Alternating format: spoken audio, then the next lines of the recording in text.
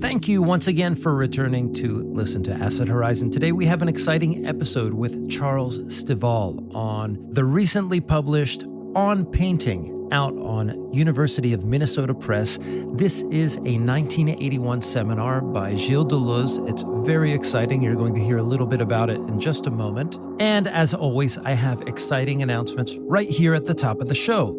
If you helped participate in and support Acephalus, the erotic tarot of George Bataille, those decks are on the way. I should be receiving them in the middle of September, and they will be duly sent out to backers of the Kickstarter campaign. Also, almost every day I get emails about, will there be a surplus of decks? The answer is yes.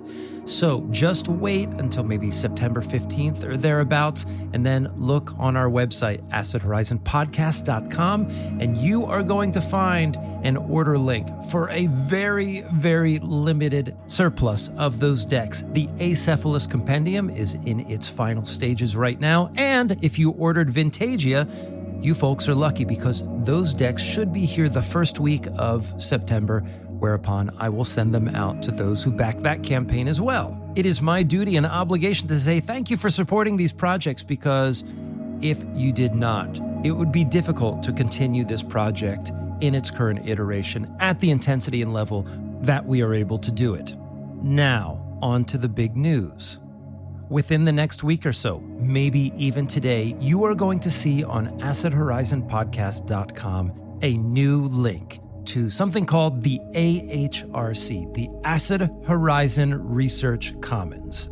We are excited to introduce an endeavor we have been developing for a long time, the Acid Horizon Research Commons. This is our new para-academic platform where our friends, former guests, noted authors, formidable philosophers, and other scholars can offer high-quality courses directly through our network. These aren't just lectures, they're spaces for real exchange, deep reading, and the kind of intellectual exploration you don't often find in traditional academia. From political theory to psychoanalysis, art history to radical philosophy, the Commons is where critical thought meets creative experimentation. Your participation and support will help us grow this into something lasting, putting us on the path toward full accreditation and expanding the reach of the voices you hear on this show regularly. And we're kicking it all off with The Politics of Nostalgia by Grafton Tanner. You know Grafton, you've read The Hours Have Lost Their Clock, or perhaps his most notable text, Babbling Corpse. This course will be a deep dive into the politics of memory, hauntology, and the work of Mark Fisher, and more. So join us, learn with us, and help us shape the future of this project. Just navigate to acidhorizonpodcast.com, click on the relevant link, and find out more. Okay, shall we move on to Charles Stivale and Deleuze's 1981 seminar on painting to discuss chaos, creation, and the catastrophe.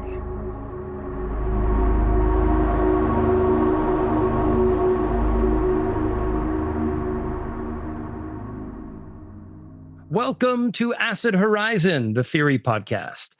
What happens when chaos and order meet on the same canvas? When the painter's hand breaks free from the eye and a catastrophe reorganizes the very field of our vision. Today, we turn to Gilles Deleuze's Sur la peinture, the 1981 seminar that he conducted, a rare glimpse into his workshop of ideas for what would soon become thereafter Francis Bacon, The Logic of Sensation.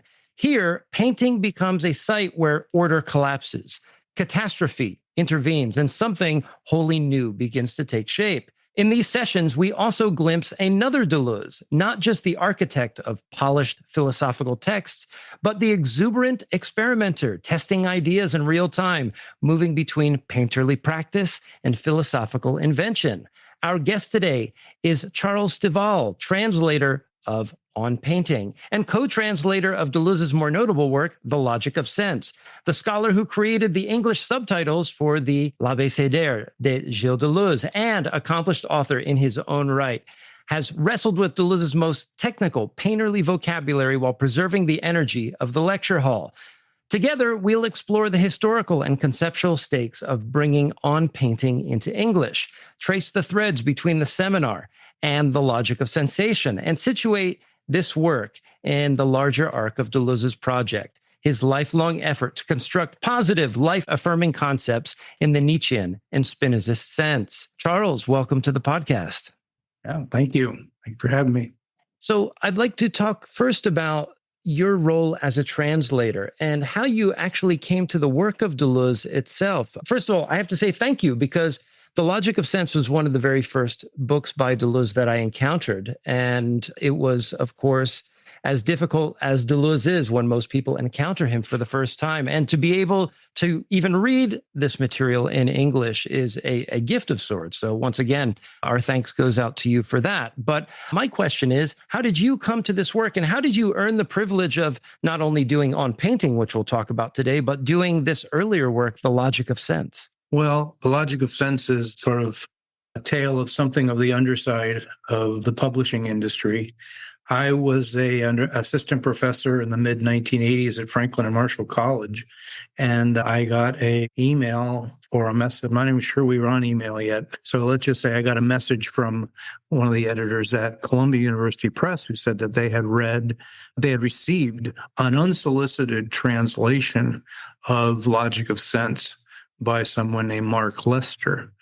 And they needed somebody to quality check it to see if it was passable as a translation. And so I had been recommended to them. So I said, oh, okay, well, send me the manuscript. So I had the physical manuscript. This is when we did that kind of thing, and lots of paper. And I started to go through it, and I discovered that while it was a valiant translation, there were a number of different problems that popped up that required me to go line by line alongside the French text. And this was really kind of not what I had signed up for. At least I didn't feel I had signed up for doing that. So I wrote back to them and I said, well, look, this is your call. If you want me to continue with this, here's what it's going to take. And it's going to take longer than you had expected. I think they had thought maybe a 2 to 3 month turnaround, and it took me about 9 months to work with. And I said, and also, in all honesty, I want an attribution out of this, because this is going to be a major project for me. So in any case, they agreed to that, much to my surprise. And then I did the work, and it turned out they sent that text to somebody else for quality control, and it didn't pass muster. So the book was held up from about 1986 till it came out I think it came out in 1990. So that's how I landed in that translation soup, as it were. It was a cleanup job that was much more rigorous than I had thought it was going to be. And then my name got attached to it. Konstantin Bundis was recruited, if I understand correctly, somewhat despite himself, into the process of getting the final version of it into shape for Columbia. And that's how the book finally came into existence, translated by Mark Lester with Charles Stivale, edited by Konstantin Bundis. And that's the version that came out of Columbia. There's a subsequent version at Bloomsbury, which now has Konstantin at the top as translator and editor, and myself and Mark Lester still attributed. But that's a slightly different version in that we cleaned it up. It's the 2015 version. We cleaned up the original version, and of course, as these things go, the pagination's different. Just makes it a little less easy to use in relationship to the 1990 version. So that's that tale, as short as I can make it. And how I move forward to the 2020s to get the On Painting, well, that has to do with what On Painting is, which is it's a course. And as you probably know, Deleuze refused to allow any of his courses to be printed. And so there seems to be a problem there. But in any case, when he passed away, those were the terms when he passed away. Oddly enough, he was quite okay with the digital. He felt that putting it online was a perfectly good idea. And that's where Richard Pinhas came into the mix, setting up his website, Web Deleuze, and then putting on transcriptions of many of the lectures and also recruiting translators from around the world. If you go to his site, you'll see a smattering of translations in various languages.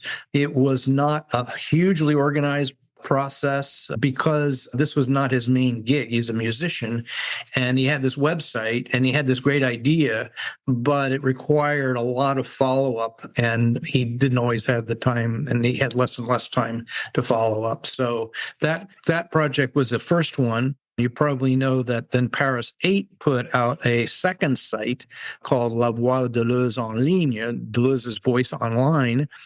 And that was much more organized. It tried to get all of the lectures, transcriptions of all the lectures, and they had over 200 transcribers working on this project. Many of them were not native French speakers. And when you got that many people, you're going to have a lot of different levels of expertise in terms of transcribing. And then in terms of just the carry through to put it on the site, that requires a lot of attention as well. And so there's a lot of mistakes in terms of just transpositions and so forth on that site. But it was their first attempt. And oddly enough, the 86, 87 Leibniz lecture, whole seminar was excluded from that process. I don't know why.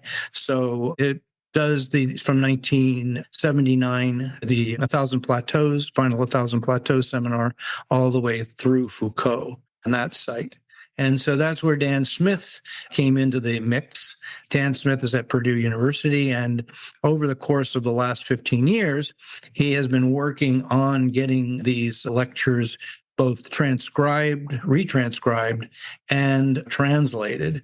So that took him a number of grant applications. We had 2 successive NEH grants that supported us until a year ago. So we have been working on that, and we're close to being finished. We're working on the final seminar, which is, oddly enough, not the Leibniz one, but the final seminar for our work is the Cinema 4 translation.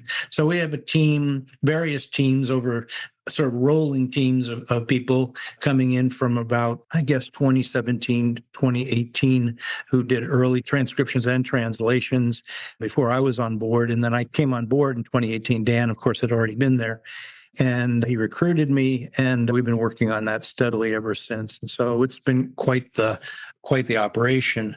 And so when the decision was made, or after the decision was made by David Lapoujade, who is the editor of the Desert Islands and other texts, Two Regimes of Madness and other texts, these various books of Deleuze that came out subsequent to Deleuze's life, bringing together his occasional pieces, as it were. When somehow Lapoujade, in relationship to the family, came to the decision that, yes, it's okay to start bringing out these lectures in print, in definitive versions, edited for and by, which was the press that Deleuze published with in the latter part of his life. When that decision was made, then it rolled over to University of Minnesota Press to have the rights to those translations. And they contacted Dan, and Dan said, yeah, well, I'm not the guy, but Charlie's the guy.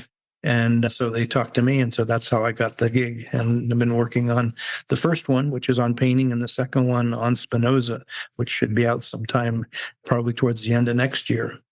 Great. Well, we really look forward to that. I guess the next question that I have in order to transition to an actual discussion of the seminar on painting is, for you as a translator, or maybe within the group of translators with whom you've worked, what do you see as some of the fundamental challenges to translating Deleuze's work in particular, in terms of the kinds of philosophical language that he uses, or even his unique conceptual creativity?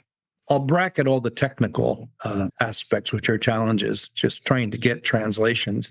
But one of them I can't bracket, which is the fact that the conditions in which these are available were in classrooms, with a tape recorder, a cassette recorder. So consequently, the actual conditions of this means that there are usually 45-minute or 46-minute stretches in the ideal recording, at which point the tape has to get flipped over or changed. So there are always gaps. There is only I'm aware of one lecture in the Leibniz, it's session 3 of the Leibniz and the Baroque seminar, where we have a complete session thanks to the fact that it was also being filmed. So we have 2 separate soundtracks that we can go from, and so any of the gaps are filled in. But most of the time, there's always going to be gaps, but that's not what you're asking. The issues of Deleuze's vocabulary is that it's constantly mutating. So one of the challenges has been, and I guess I've been fortunate to have been, by the time I came to the On Painting project for Minnesota, I had been running and slamming myself up against the wall for so many years that I had sort of broken through little pieces of that wall of coming into being able to understand the terminology as he was understand the pronunciations of the terminology. Let's put it that way. Conceptually, these terms seem to mutate in lots of ways, and as you're very well aware, certain terms get replaced by other terms as you're going along. So keeping track of those changes has always been a challenge, and a lot of times I've relied on the team of translators who write some brilliant footnotes to help the reader make sense as we go along through the translation. We tend not to retranslate the translation notes to put them back into the French transcription. I mean, that's a little bit too much due diligence. So it's the English readers that get the benefit of this attention.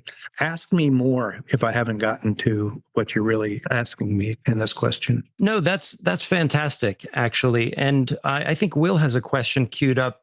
Yeah, as a graduate student who has spent, too much time in French for reading seminars across my MA and PhD, there's always a discussion about sort of the difference between like Bourdieu's French, Foucault's very formal approach to, despite, right, not to make a pun about Foucault's work, but the abnormality of Foucault's work, right, but extremely formal, especially in the lectures. Dealing with both, Foucault's classically trained in a very different institution from his contemporaries, right? He's at the Sorbonne. And then, he doesn't have the same exact teaching trajectory as his contemporaries either. And you say that like Deleuze's language is always evolving. Given your experience as a translator and watching Deleuze's lexicon evolve, is there anything sort of uniquely frustrating or uniquely interesting about Deleuze's French in a way that might allow those Americans who like to speak of French theory, right? That tends to mean people like Derrida, right? Or very terse or dense works when translated into English. Is there anything that sort of allows you to set aside Deleuze and his treatment of language, especially when he's engaging in these sorts of almost phenomenological encounters with Bacon, especially when he's talking about the body and he's talking about the wash basin? Weaving through all these traditions, given the fact that he doesn't have the standard, training in the history of philosophy, like he's training with the Thomists and so on, is there anything that you noticed sort of in the way in which Deleuze comports himself in these lectures that sets him apart? Well, yeah, I didn't quite understand what you meant when you said he doesn't have the training in the history of philosophy. That's not Deleuze. I mean, Deleuze is real trained in the history of philosophy. Of course, but he's not trained with Canguilhem and Hippolyte, right? He doesn't have the exact trajectory, say, of the training that Althusser or Derrida or Foucault. He doesn't come from that tradition. Well, he comes from. I'd have to disagree with you there. If you look at Deleuze's history in the 1940s and into the 1950s, but particularly 1940s when he was doing his education, his degree, he's fully within the French. No, I'm not. French school. I'm not questioning that he has a classical training in the history of philosophy. It was just with different figures. Yeah. But And you're right. You're right. But I don't think that I think, and let's just take Foucault as an example, since that's the one you raised initially. I'd say Foucault's formalism comes from the fact that he may not have precisely the same trajectory that Deleuze has in the sense that he didn't go through the ranks, the teaching ranks, as Deleuze did, as the same way Sartre and de Beauvoir did. That is, starting off in high schools and teaching in high schools before making the jump into the university system. And I think he made the jump in the late 50s. Then he had a 4-year research stint. And then it wasn't until 1964 that he went into his first full job, which was at the University of Lyon. Foucault, on the other hand, was, as you pointed out, taking a different track altogether. So when Foucault comes to the university in a sort of a meandering way, that is, if you look at Foucault's career, he was teaching outside of France most of the time before he came to France. And when he came to France, he was recruited by the French government to form Vincennes. And so Foucault was responsible for, in the years 68 to 70, was responsible for putting together the different teams, including philosophy, but the many other ones there, of getting those together and putting those into place. He along with a number of other French researchers. And then, lo and behold, and he tries to recruit Deleuze in 68, but he doesn't succeed because of Deleuze's health.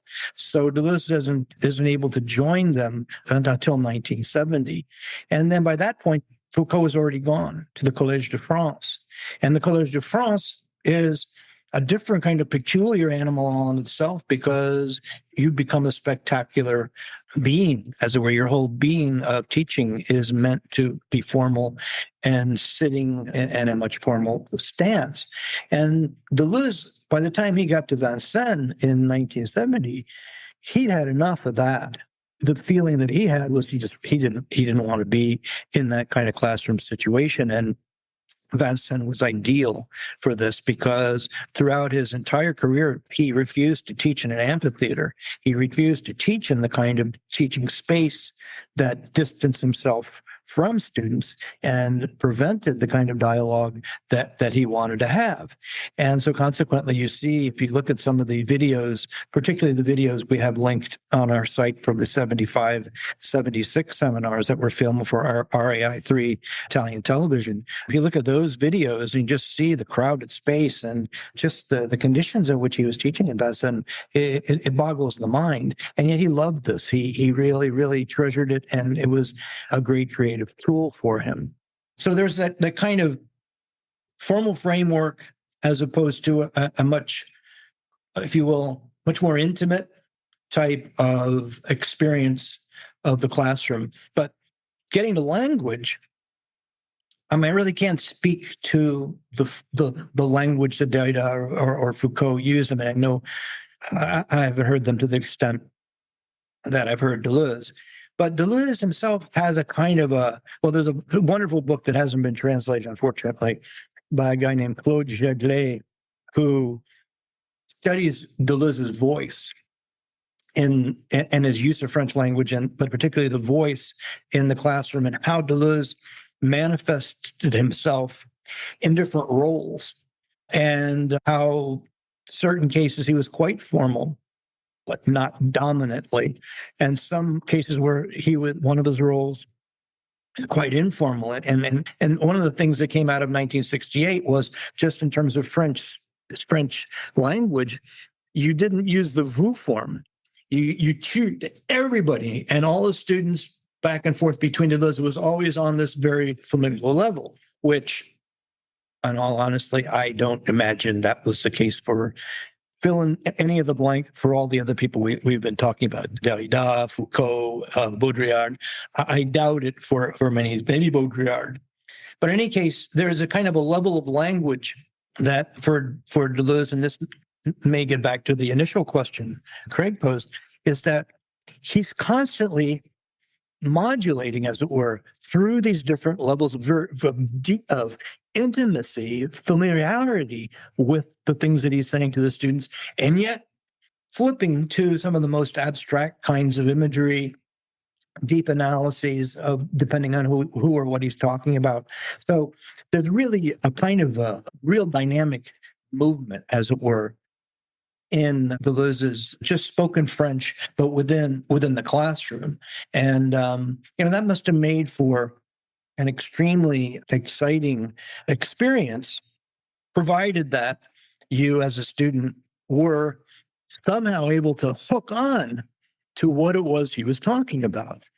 I had an experience myself in 1985 when I was given the opportunity to go out to Paris 8 to listen to Deleuze.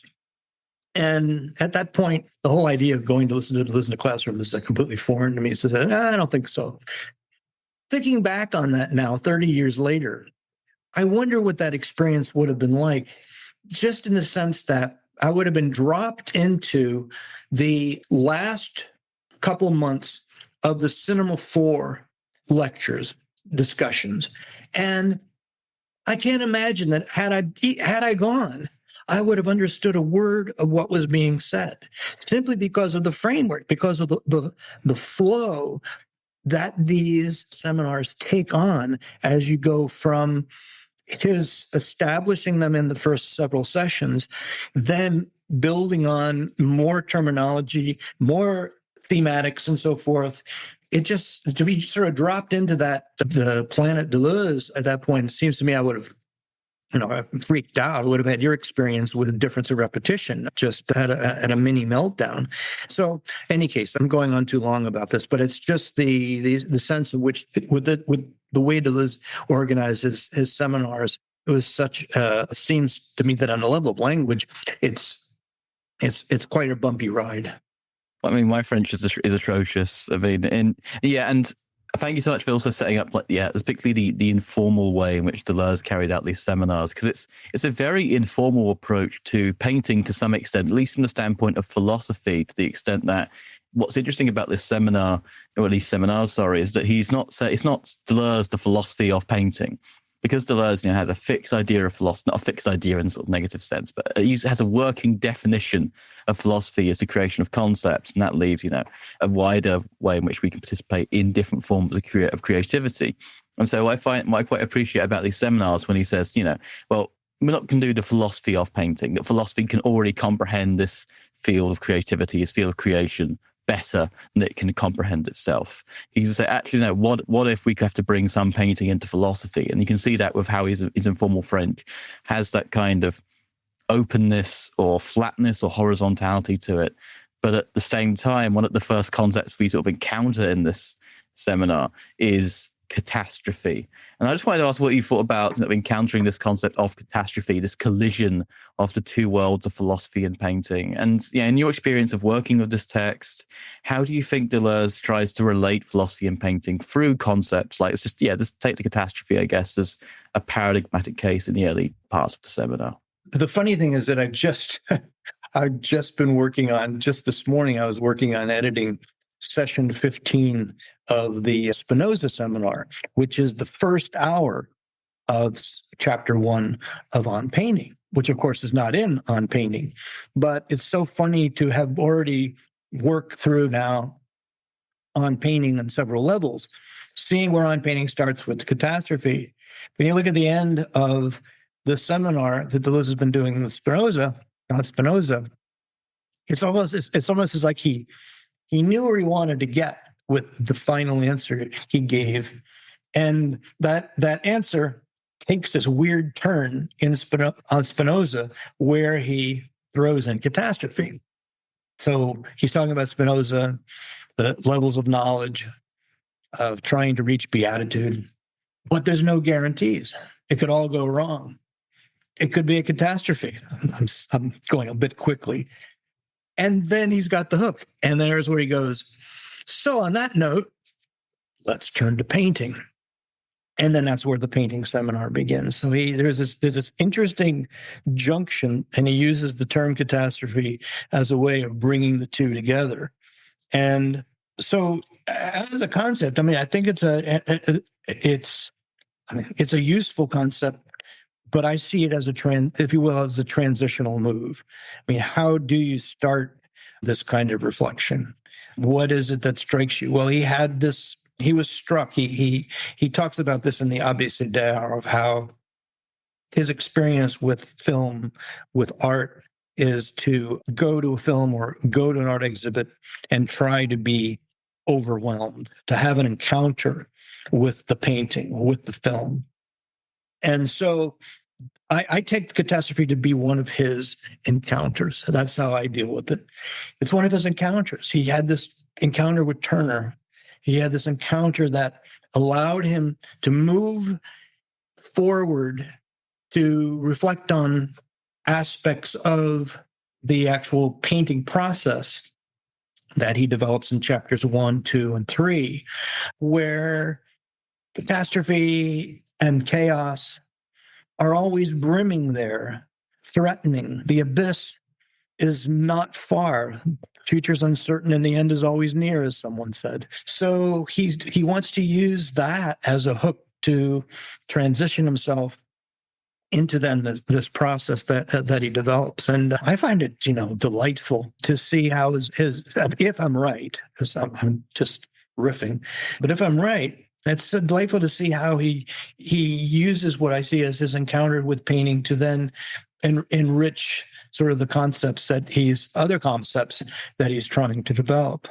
And there's a strong link, I guess, as well to some of the geological aspects of his work with Guattari, the idea of catastrophism, the collision of surfaces, particularly. But I know we would pick up on that thread as well with quite a catastrophic artist, depending on how you read him. That's Francis Bacon. Yeah, and speaking of catastrophe, right? There's no one who captured. Look, I'm going to sound like a neophyte in the art world, and perhaps I am and will always be. But there's no one that quite captured it in the way that Francis Bacon did. And, I'm remembering the passages in these lectures about the erasure of the spectacle, leaving only like the teeth, right, of the priests and the smile. I'm asking this for our listeners mostly, most of whom are probably better versed in this than I am even. What is it about Bacon that really drew Deleuze in such a unique way? Because there are artists that cause moments of sort of pensive meditation in difference and repetition, but Bacon seems to capture something about Deleuze's relationship to both character and phenomenology and history, all sort of in one. It can't simply just be his violence, right? And his shattering of what do we want to call it, the hierarchy of the body or the presentation of a unity, like we get in the chapter on meat in the Bacon book. What, as someone who engaged with the language of this lecture, what would be your answers to why Deleuze was so captured by Francis Bacon?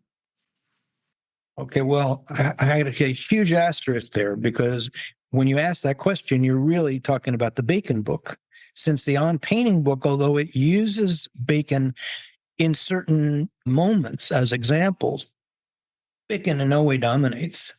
I was just doing the index for my book I'm bringing out on the seminars, and I can tell you, Gauguin, Cézanne beat Bacon out by a country mile in terms of indexing references. So what I'm just saying is that, and I'm gonna do a little humble brag here, bring across here the 2 volumes of the original.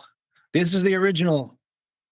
These are the plates for the actual Bacon book. You guys don't see this very often, so this is a moment for you. For people listening to the podcast and aren't seeing it, I'm holding up the original Francis Bacon Logique de la Sensation, published by Édition de la Différence, which of course caused many years of problems in trying to bring out the translation, but that's a whole other matter. So I think if I find one word to answer your question, answered in one word, I think it's the term that is so dear to Deleuze and to Deleuze's philosophy, and that's the term immanence. because I see with the way his takes on Bacon, both in the logic of sensation and in the on painting, I see that he wants to deal with the whole question of force, the idea of how a force of painting comes out, and I link that to his whole idea of a philosophy of immanence, that which underlies the painting, that's that threat, if you will, of chaos, that string hanging out on the sweater, as it were, that if you just tug on it, it's going to crumble. And it's as if in Bacon's work, there is this immanence of force that threatens in some ways, threatens to fall apart, and yet is always on that kind of edge. And if I had to say why Deleuze was so taken by Bacon, I know personally he had an original Bacon in his apartment, and I don't know, more than one possibly, but the one I saw, and I'm not sure which one it was, that's my bad. But nonetheless, he had a Bacon. He was appreciated Bacon's work on his own, and in terms of an object of study, I think there was this idea of the whole idea of painting force, and the way that it's sort of straddled this whole threat of catastrophe, of chaos, but went beyond it. Absolutely. And the way he's applying it to painting as well. I mean, I was just looking at sort of the definition he gives to digital, particularly in this context, as the subordination of the hand to the eye. And so it becomes digital, as he's saying, about the finger, in the sense that we think about when people think about the finger, not apart from the gesture, of course, when people think about the finger in terms of like an aspect of knowledge, usually we call it the index finger. I know it's the same in French, but then it is the same. It's about the digital as pointing things into existence in a similar way to, I mean, he understood this, that Hegel talks about in the Philology of Spirit, because that opening dialectic is all about pointing. That's what it ends. You point things down, and when you point at something, you create a universal out of that. And so I think when he talks about digitality, you can definitely have the sense of abstraction of there's a universal that is being pointed at, put onto the canvas. And if it's being put onto the canvas by something that's subordinate to the eye, it's subordinate to a kind of a framework of approaching things that means I want to see this universal in that. It becomes a subjection of the canvas to the structure of a subject, like a knowing subject. The eye it's the eye. It's not just the eye. I think there's also a slight of a pun there of it's the eye and the sort of the I think, a unified subject will go, okay, this is this genre. Like, you can imagine, I think this is why digital art is also so obsessed with genre. As soon as you digitize anything, it goes into an archive, and everyone is digitizing, the categories, playlists, categorizing vibes may not even exist. And I think there's definitely a real somatic feature to how he depicts the body and how it relates to these conceptual moves. Yeah, it's quite amazing when you encounter this, and I guess the next step possibly in our discussion is then to say, well, what does this have to do with the diagram? And that diagram plays a funny role in this book. He has a number. I try to point this out in my introduction to this volume. There are a number of terms that get coalesced together, and you have the opening process, painting process, and diagram does double duty there. At one point, it seems to be a step towards the pictorial fact, that is, going beyond chaos and actually being able to wipe the slate clean of cliche and get to, if you will, this painting force, but as a step. But then he uses the term diagram in a different way. He says that there's a Van Gogh diagram, there's a Turner diagram, there is a Bacon diagram. And so he has the term diagram used somewhat differently, in the sense that, and I would say roughly that it's more a Foucaultian use of the term diagram, in the way that I see diagram functioning in, I was going to say in Foucault, but let's be honest, Deleuze's book on Foucault. Right, Deleuze's Foucault. Because the funny thing is, somebody pointed out, Dan Smith pointed this out to me, that Foucault apparently only used the term diagram once. And so for Deleuze to make such a big deal of the term diagram seems somewhat odd, but it served Deleuze to do so. But I want to point out that for the book on painting, which the sessions preceded the Foucault seminar by 5 years. So Deleuze had already hooked on the diagram as a operative term. Now he brings it up in this context from the interviews that Bacon was having with David Sylvester. So these published interviews, but there's a problem. It's not a conceptual problem. The term diagram can stand quite usefully, but the problem is that what's unfortunate for Deleuze is that these were conversations that took place in English that were then translated into French. And it's quite certain that Deleuze was not reading them in the original English, because he wouldn't have found diagram in the original English. He found the word graph. And so diagram gets translated for graph in the French version that he was using, serves his purpose magnificently. But, for people who are these scholar types like myself sometimes, looking at the potato, looking at terminology, how it actually is derived, sort of going, okay, well, all right. If it works for you, if diagram works for you, good. And let's just move forward and not dwell on that. But I just wanted to point that out. The diagram, not only is it a tricky term within the context of his development, it's sort of a tricky term just in terms of its derivation for the book. Yeah, let's talk about the diagram a little bit more. This concept is one that even in the context of these seminars seems to change and gets built upon and added to. And maybe this is a time to just have a slight intervention, not only to talk about Deleuze's general method, which is sometimes called constructivist philosophy, constructivism, but also his very excellent students who appear in these particular seminars, namely Richard Pinhas and Anne Kirian, and how they're such excellent contributors to the discussion and force Deleuze to negotiate around what, from one standpoint, are seeming contradictions or challenges to the logic that he's trying to present. But Deleuze, in his exuberance and presence in the classroom, is also attempting to create concepts that don't define themselves in terms of negating another concept or defining themselves against another concept.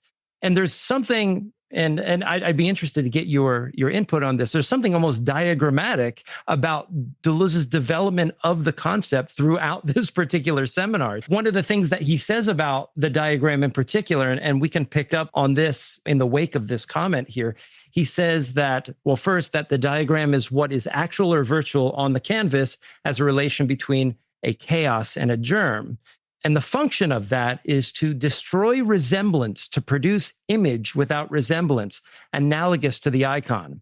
And just as another quick footnote to that, I think it's in the seminar titled, let me just look it up here quickly, Diagram, Code, and Analogy. Anne Kirian brings up something that I had thought while Deleuze is kind of going on about the concept of analogy, the analog and the digital, where she says, what you're doing here seems a lot like what you did in 1,000 Plateaus with respect to the postulates of linguistics, the concept of incorporeal transformations, order words. All of that seems present because what Deleuze is trying to say, that one of the ways that the diagram develops is in virtue of something that's non-coded, non-binaristic.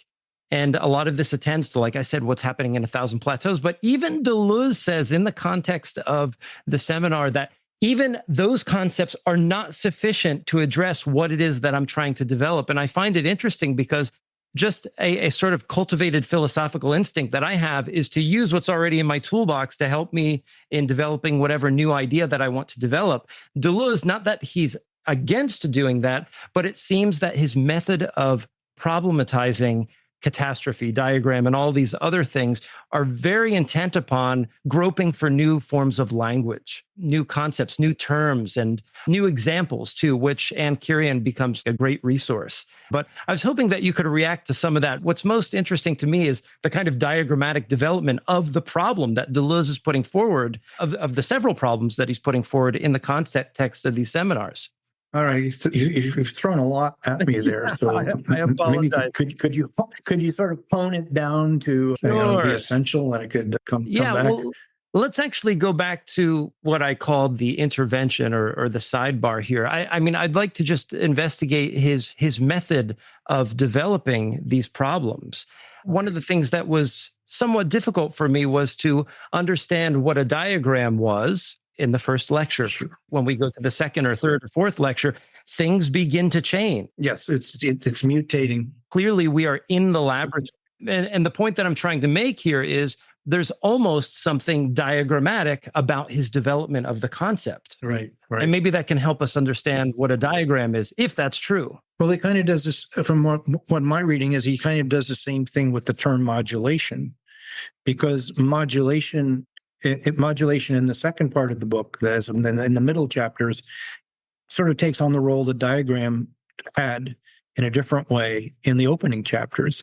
That is, diagram, as I was saying earlier, has this, there's something like a process that's a diagram, but he also describes it as this idea of the movement beyond the pre-pictorial condition of painting that leads to a diagram. That is, out of the germinal chaos comes diagram, and out of that emerges the pictorial fact as the advent of painting. So the diagram has these two statuses, and he's playing with both, but he's trying to bring it into being as the diagram as a philosophical concept. And I don't know if he does himself any favors by making it ambiguous in this way, making it carry too much weight, flipping back and forth. So he sees this as an operative set of traits within a painting, and then he has the diagram that correspond to specific painters. So the broad diagram, the diagram writ large. I mean, I'm just pointing out some elements of this that come up also, I believe, in terms of the term modulation. Modulation becomes sort of the global terminology that covers molding, and small n modulation in the next part of the book. It's not as it doesn't have as much significance, as it were, as diagram in the early part of the book. Diagram really, as a sort of a beefy concept he's trying to develop. But this is how Deleuze works. He doesn't like, I don't like is maybe not the right term, but when students go back to a previous vocabulary, like Carrière did with 1,000 Plateaus, he really doesn't resonate with that. On the one hand, I think it has, I have a couple of reasons why. On the one hand, he's working beyond that. Okay, so his thought has moved beyond that. I also have the idea that this is perhaps unworthy of Deleuze, but he doesn't like people sucking up and showing, oh, I'm the good student who read the earlier text, and so I'm going to point this out. I mean, he doesn't go low like I just did, but I always get the sense, because this is really the only time this happens over the course of his seminars in different contexts. He always gets the same response. It's, yeah, well, throwing out deterritorialism. I'm not sure what Anne said there, but throwing out term X from 1,000 Plateaus may not really work in this context, because I'm developing it in a different way. And it's that different way that for him is, I think you've heard this term before, used for Deleuze's classroom, the laboratory. I mean, this is the laboratory of concepts. And if you're messing around with your chemicals, you want to be careful, which experiments you're bringing in at a particular time. I'm making a gross analogy here, but nonetheless, the idea of Deleuze's seminars as a concept laboratory is something that I think is not difficult to support, to maintain.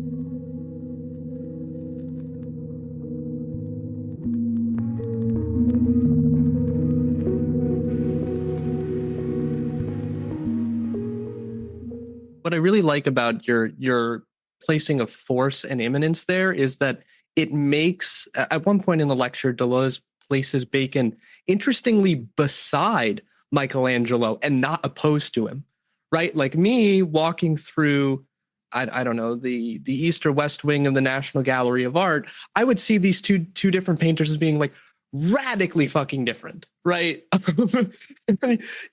Michelangelo would be the painter my father would find interesting, and then he'd say, I don't understand, like, you're deeply sick, William, for looking at but it's that point of an immanent force running through bodies rather than just the bodies themselves. And I think that even when he's dealing with something like painting, it's still that search for a kind of pure radical immanence. So I really think that that's a helpful, because I didn't understand that non-juxtaposition when Bacon's name randomly came up in the discussion about mannerism. I like that because it reminds me of Foucault's, don't ask me to stay the same, let the police sort out our papers, right? And it also reminds me of the Foucault, the very first lecture of Society Must Be Defended, where he says he's had enough. He doesn't want to talk about his old archaeology anymore. Stop asking him questions about the last 10 years. And I think that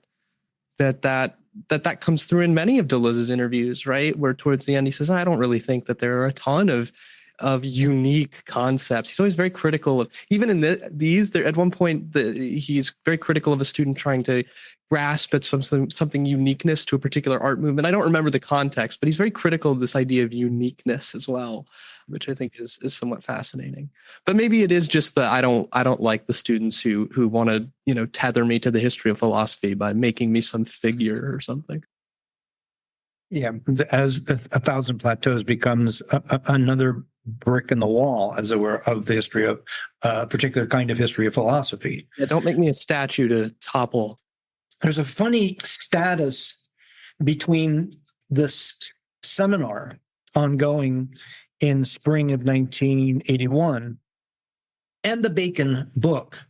Now, I say this because Dan Smith, who did the translation of the Bacon book, remains unclear about which came first. What's the chicken? What's the egg in this regard?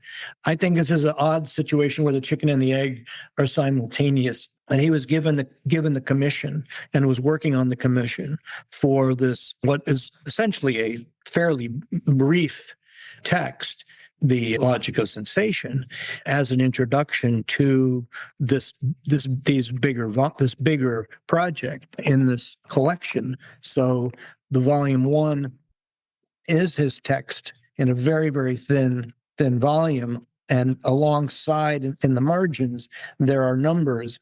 Let me see if I can find one of those pages. Well, they have numbers, like there's one number that correspond to different plates in volume 2. And the volume 2 has all these numbered plates. And so this was the original project. Apparently, this is not the only case. There are at least 4 other volumes in this series of a philosopher writing on a painter. So I think Michel Butor wrote on somebody, and I'm not sure who else. Dan is more familiar with this. So we have this weird status of what is the relationship between the Logic of Sensation, which is focused on Bacon, and then we have this seminar, which is clearly not focused on Bacon per se. There's so many other different artists that Deleuze brings forth to make his points. And so it's interesting to see how they coalesce. And that's one of the efforts that La Poujade made in the French edition of On Painting. That is to try to bring the juxtaposition of those two books, make that very clearly through the footnotes. So, I reproduced those as faithfully as I possibly could. So there's a clear juxtaposition of those, but they're not the same, and it's something that's, I find, it's perplexing for people who like to see, clearly ordered. It was the painting seminar first and then the book. No, I think was really sort of the strong juxtaposition, because if you look at some of the analyses in the seminar in relationship to what he says about Bacon in The Logic of Sensation, they're not word for word identical, but nonetheless the examples there are similar examples. And so clearly Deleuze is working these things out for himself, but he wanted a broader framework in which to do so. Not just Bacon, but how does this relate to sort of the different steps that he was developing. And the diagram does appear in the Bacon book, but not in the same way as it does as sort of this catastrophe diagram, pictorial fact, this kind of movement forward from the beginning of the book onward into the concepts that he develops through on painting and in the seminar. So it's sort of a different kind of animal, as it were, different dynamic of his concepts as he's developing them. Yeah, last night I went through The Logic of Sensation, that section on the diagram, and you really get a sense after reading the seminars that a lot of labor has been put under erasure in that text, as the concept of the diagram is articulated even somewhat differently there. But what I would like to do, maybe as one of the last things that we discussed. Can I put a... Yeah, go for it. Just add something? The phrase you just used, labor under erasure, is a magnificent... I'm going to write it down, as a matter of fact. Labor under erasure is a perfect way to describe the way Deleuze wrote his books increasingly towards the end of his life. If you compare the Leibniz and the Baroque seminar to the full Leibniz and the Baroque, it's astounding what gets erased. The labor of that seminar, I call it freeze-dried Deleuze myself. But Foucault is another example.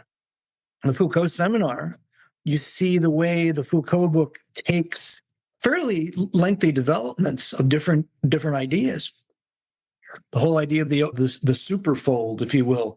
He develops that concept over several 5 or 6 hours on that, crunched down to something of an epilogue or a postscript in the Foucault book. So that's a beautiful phrase. Well, I actually like the freeze-dried image better, because I think that really encapsulates how I felt last night while reading that. But I do want to pivot to the discussion of analog versus digital. There's something in this seminar that's quite timely. And I know we don't have another hour or 2 hours, but we could really talk about artificial intelligence and the rendering of images and stuff in view of everything that happened in this seminar.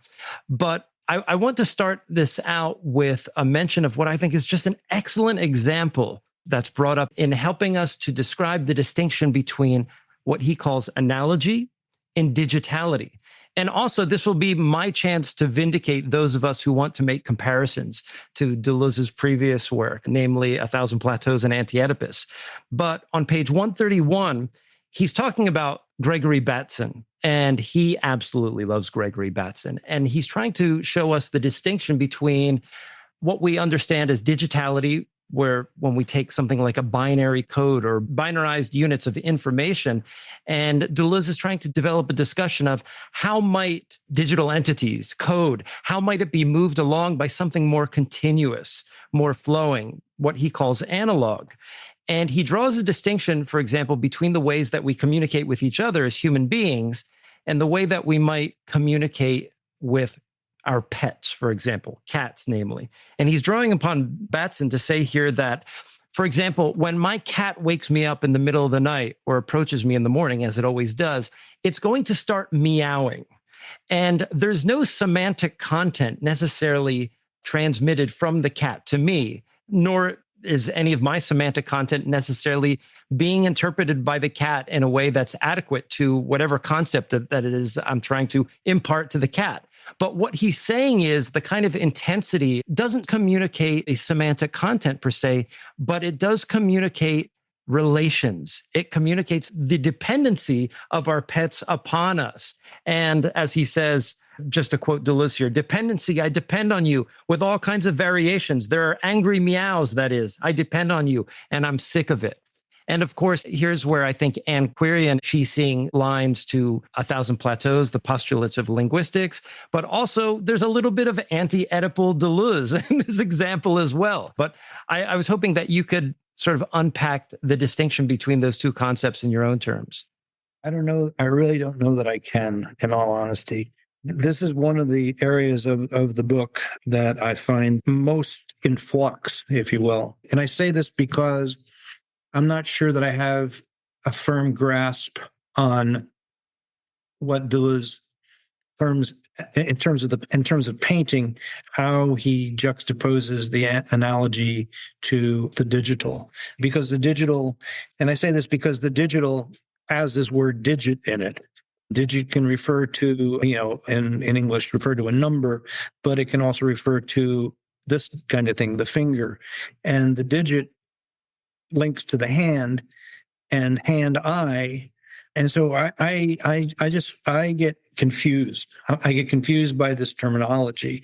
And despite the fact that I've had, many hours with this book and with this terminology, this still slips away from me. So I depend on other people. I did a podcast 2 years ago with Dan Smith on this very topic. And I wisely kept my mouth shut during that portion of the discussion and let Dan carry the water, because he has more ideas on the whole.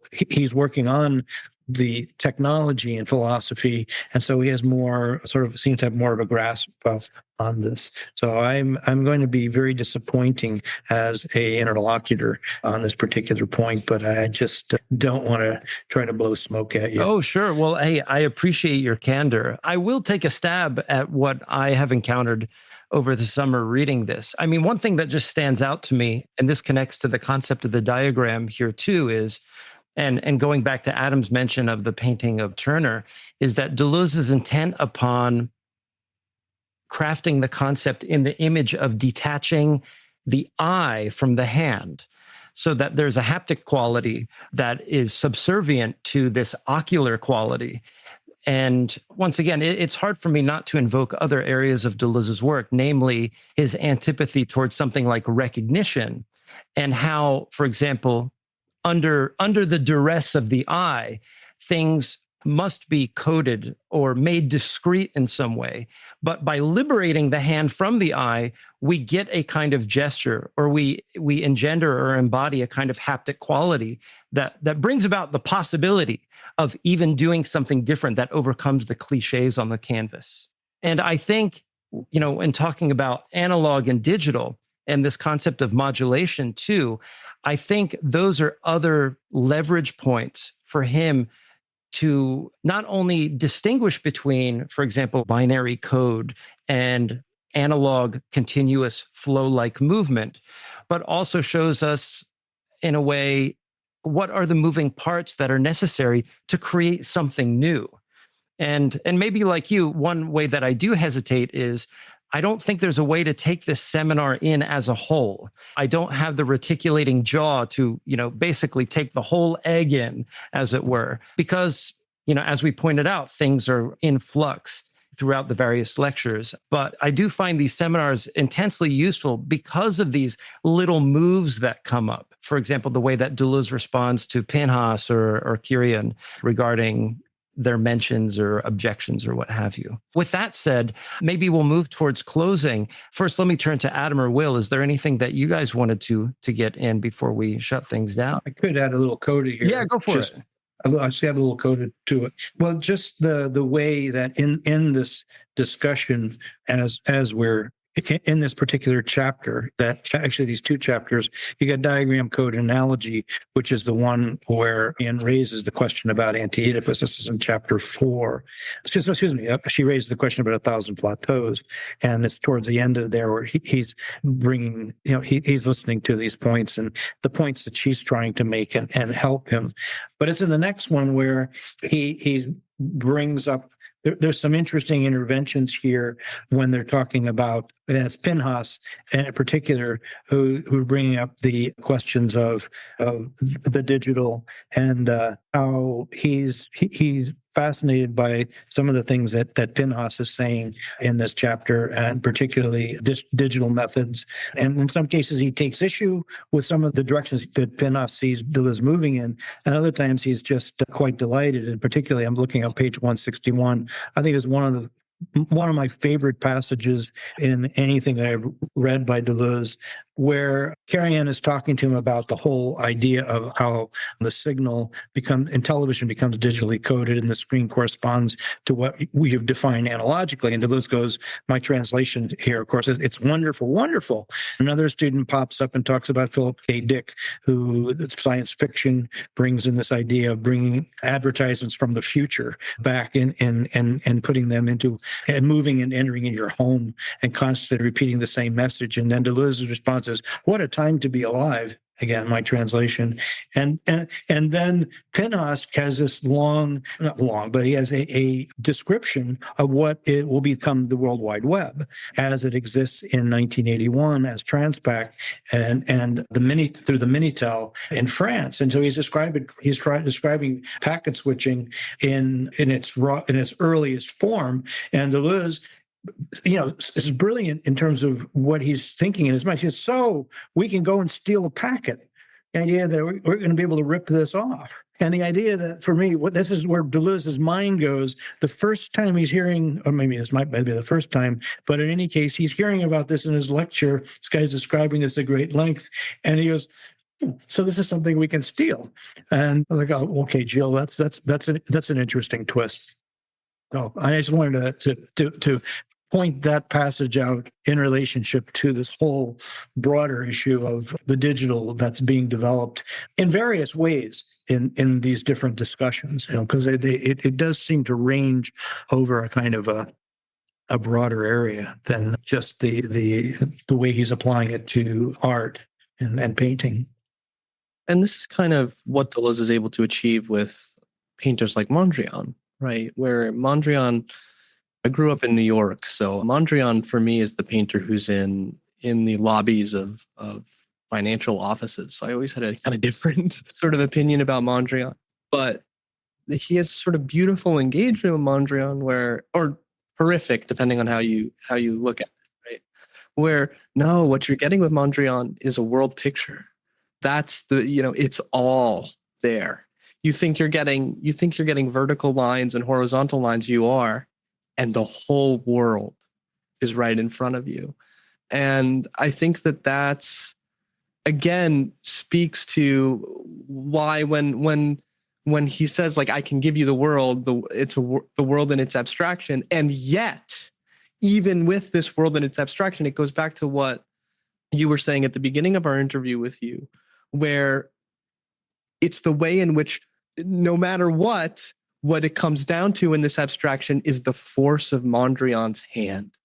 And that's how you tell the difference. So even in the grandest abstraction of the world, it still comes down to this immanent force. And that's how you can tell the difference between a fake Mondrian and a real Mondrian, right? So, even though Deleuze's language is changing, and you're right, and you really illuminated something here, at least for me, about this constant, almost dogged search for a pure immanence. Yeah, sure, I'll use that word. So I think that's what I would leave it with, is that even with the most abstract of painters, Barnett Newman, Mondrian, whomever, it's still there, that the abstract is actually the immanent. I wanted to come back to something that comment that you made earlier about Bacon, and how Bacon, for in your estimation, Bacon really provides a visual example for us of this force of chaos, if you will, this chaos catastrophe, and yet not. That is, succeeding in going towards the pictorial fact in the Bacon way. And one of the things that struck me just over the last week or 10 days, I'm reading this book by Jay Hoberman called Everything is Now. And it's a cultural history of the 1960s from the perspective of the Village Voice and the Greenwich Village scene.